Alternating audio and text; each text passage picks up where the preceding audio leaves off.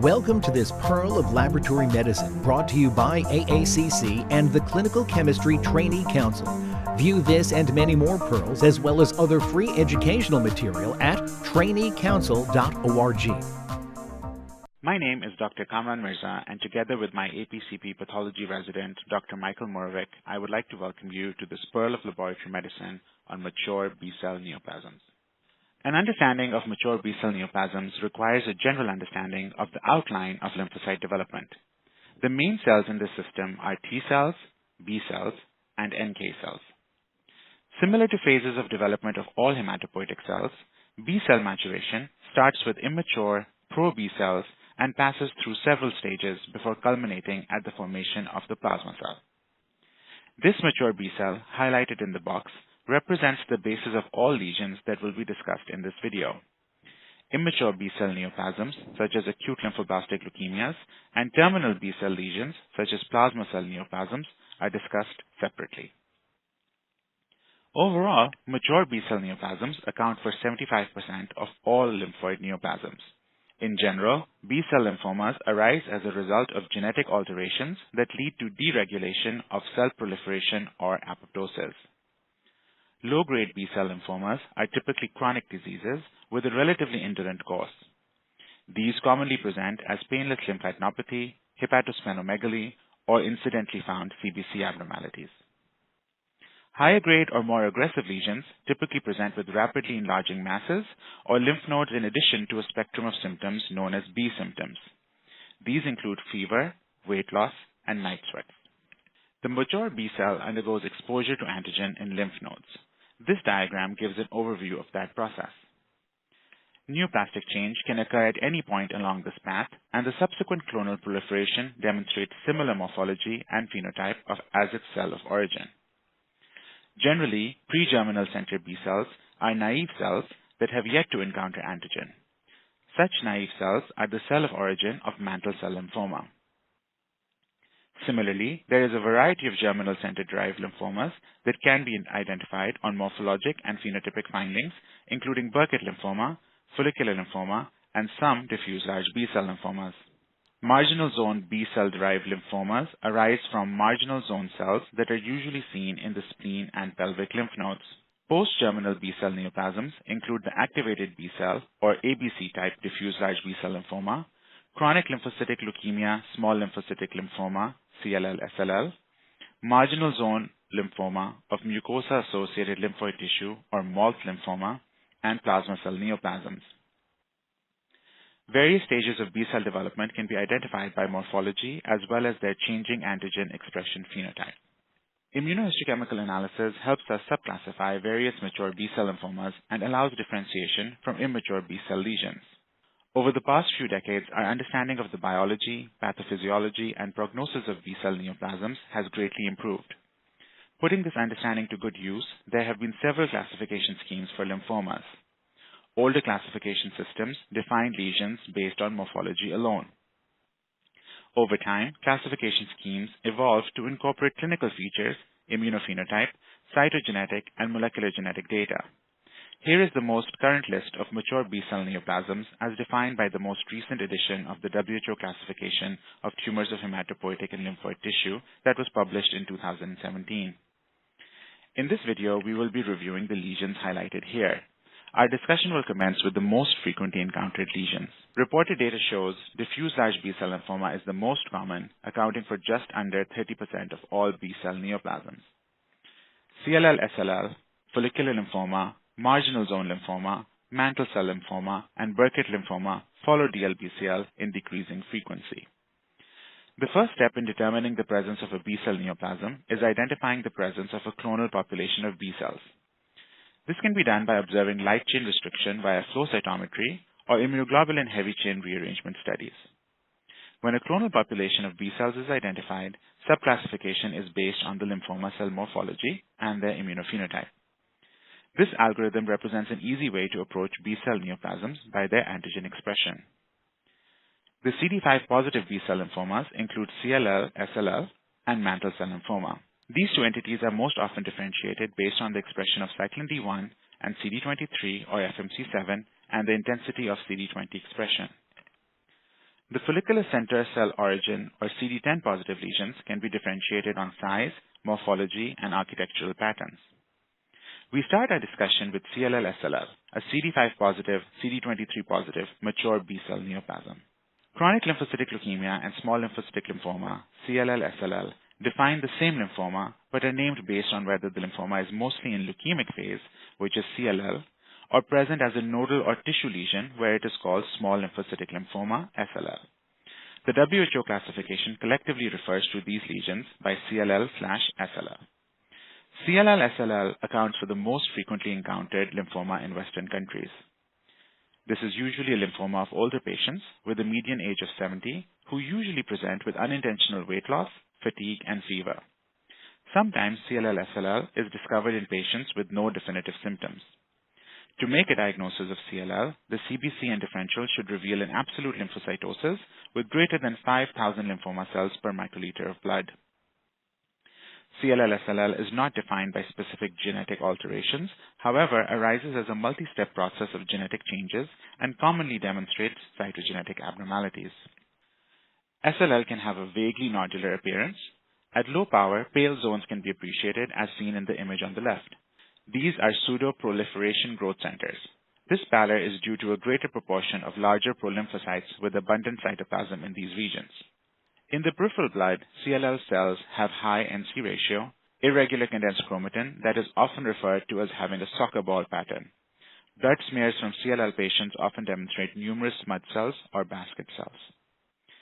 Phenotypically, CLL-SLL is a CD5 positive B-cell lymphoma. It usually demonstrates dim expression of CD19, CD20, and CD5. CD23 positivity and cyclin D1 negativity differentiate CLL-SLL from mantle cell lymphoma. Large confluent proliferation centers and proliferation centers with high mitotic activity are adverse prognostic indicators. A series of adverse prognostic factors have been associated with CLL-SLL. These include high-stage disease, high levels of beta-2 microglobulin, unmutated immunoglobulin heavy chain, and expression of CD38, ZAP70, and CD49D. Cytogenetic or FISH assessment of deletions of 11q and 17p, and molecular assessment for mutations of TP53, BIRC, Notch1, and SF3B1 is important. Large cell transformation of CLL-SLL is known as Richter's transformation. Most factors that predispose to Richter's transformation are similar to the adverse prognostic factors of CLL-SLL. Apart from CLL-SLL, the differential diagnosis of CD5 positive B-cell lymphoma includes CD23 negative, cyclin D1 and FMC7 positive mantle cell lymphoma. Mantle cell lymphoma is also a disease of older adults. Patients typically present with adenopathy, hepatosplenomegaly, and marrow involvement. This is a disease with poor prognosis. Two mantle cell lymphoma subtypes recognized with different clinical pathological manifestations and molecular pathogenetic pathways, one largely with unmutated or minimally mutated IgH and mostly SOX11 positive, and the other largely with mutated IgHV and mostly SOX11 negative.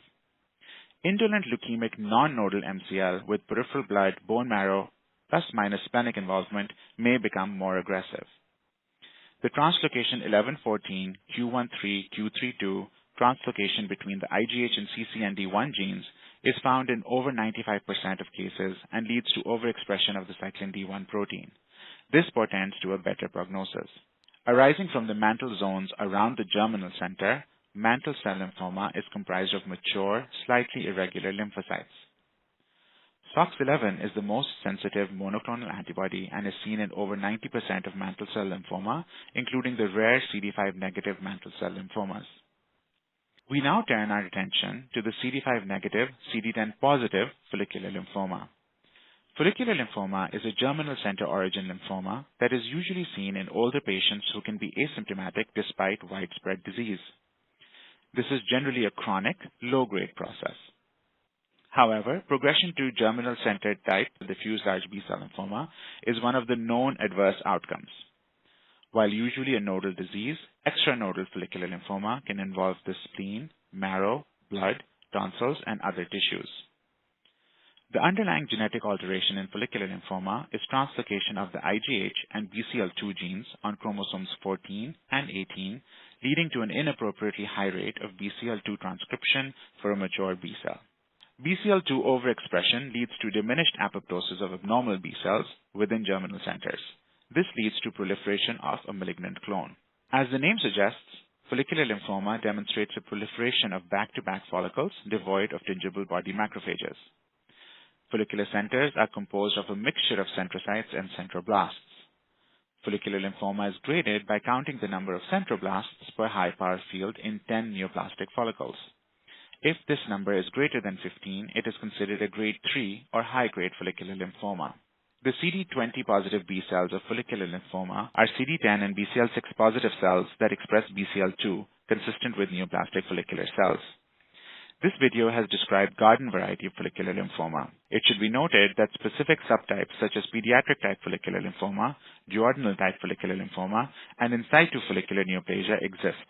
However, these are outside the scope of today's discussion. As their name suggests, diffuse large B-cell lymphomas are comprised of diffuse sheets of large clonal B cells.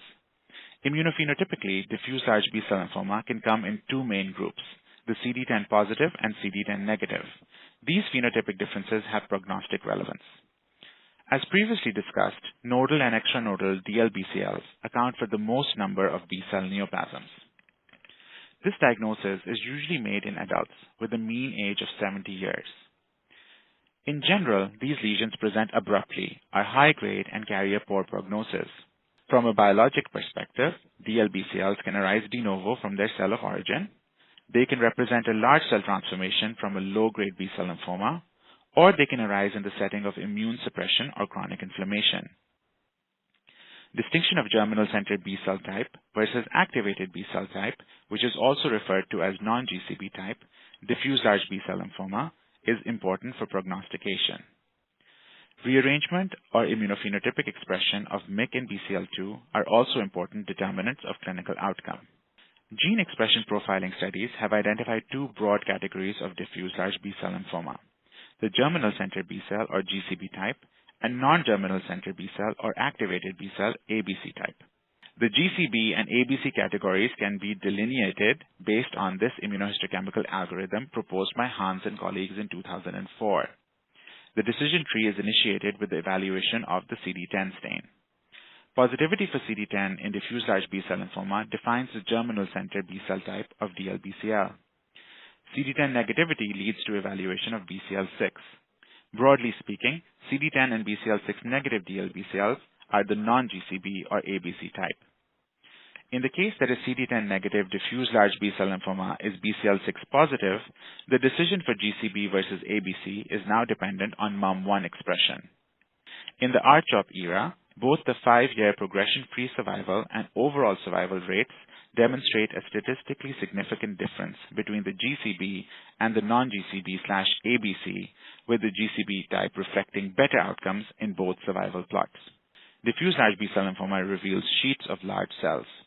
Nodal architecture is usually effaced by this diffuse proliferation.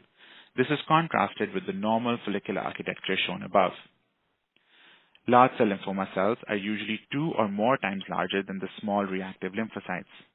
Here, this difference is easily appreciated between the large cells on the right of the image and the small lymphocytes streaming in the middle or the left side.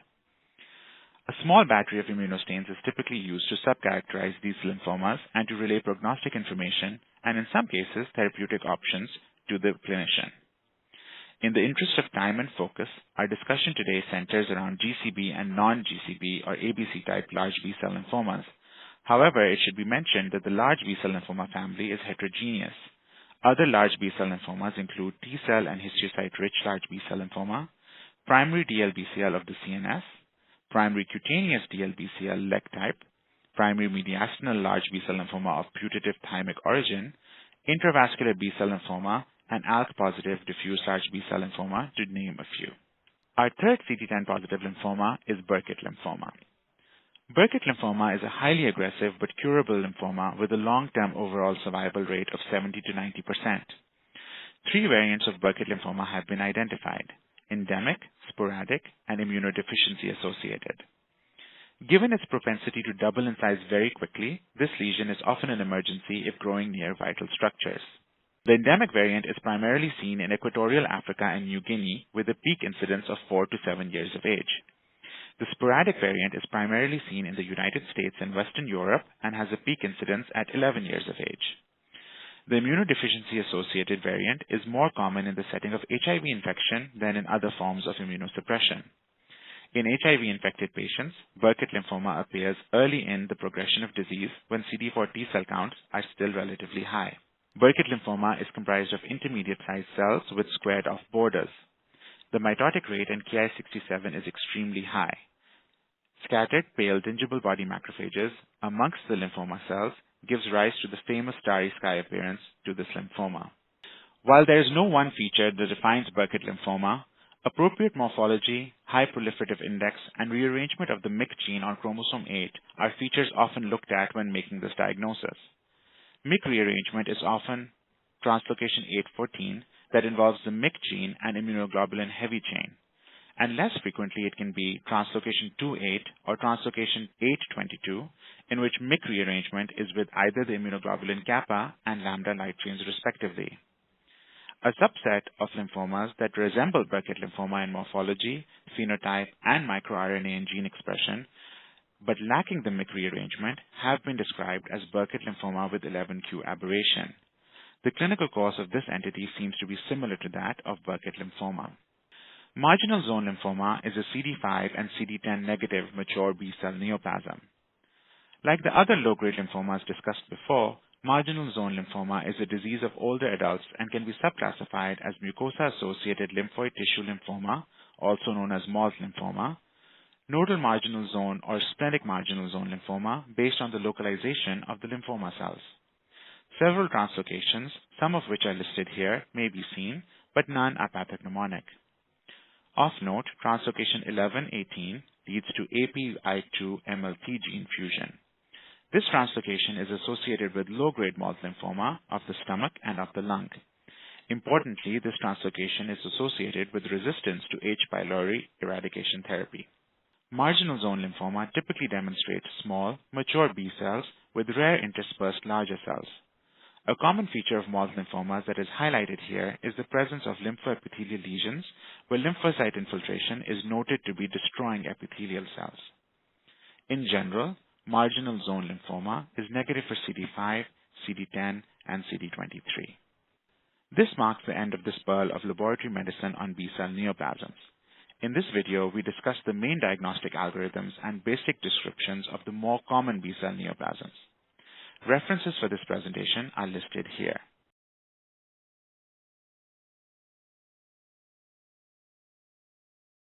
Thank you for joining me on this pearl of laboratory medicine on mature B-cell neoplasms. For more like this, as well as articles, podcasts, and more, please visit the Trainee Council at traineecouncil.org.